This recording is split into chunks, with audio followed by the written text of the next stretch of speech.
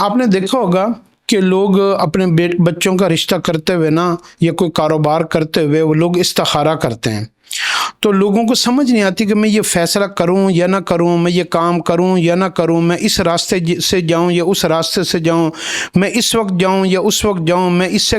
لین دین کروں یا نہ کروں، میں یہ کام کیسے کروں۔ تو ان کو نا اپنی قوت فیصلہ کے اوپر نا وہ وہم رہتا ہے، شک رہتا ہے، ان سے فیصلہ نہیں ہو پاتا ہر کام میں،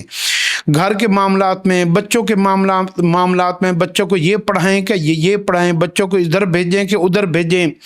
تو اگر آپ چاہتے ہیں کہ ہر معاملے میں آپ کی اللہ کی طرف سے براہ راست رہنمائی ہو، تو پھر حدیث کے اندر ایک دو لفظ کو دعا ہے، وہ آپ اپنی زندگی میں حصہ بنا لیں، اس سے آپ کو کبھی پریشانی نہیں آئے گی۔ ایک بزرگ فرماتے ہیں میں نے جب سے اس دعا کو پڑھا ہے نا، میں ایک راستے سے اگر اپنے دفتر جاتا ہوں نا، تو اگر اس میں کہیں راستے میں جلوس رکاوٹ ہوتی ہے تو میں دعا پڑھنے کی برکت سے اس سے پہلے اللہ مجھے راستہ میرا خود بخود تبدیل کروا دیتا ہے، اور مجھے کوئی تکلیف نہیں آتی۔ جب سے میں نے اس دعا کو پڑھا ہے تو مجھے ہر کام میں رہنمائی براہ راست ہو جاتی ہے۔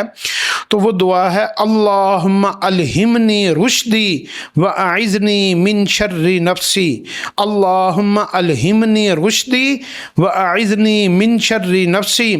اے اللہ ہر خیر ہر کام کرنے سے پہلے مجھے الہام فرما دے کہ میں وہ کام کیسے کروں اور کس طرح صحیح طریقے سے وہ کام کروں اور کیا طریقہ اپناؤں۔ وَأَعِذْنِي مِن شَرِّ نَفْسِي، اور میرا جو نفس مجھے جو ہے نا غلط راستے کے اوپر لے کے جانے کے لیے تلا رہتا ہے، ہر وقت برائی کروانے کے اوپر،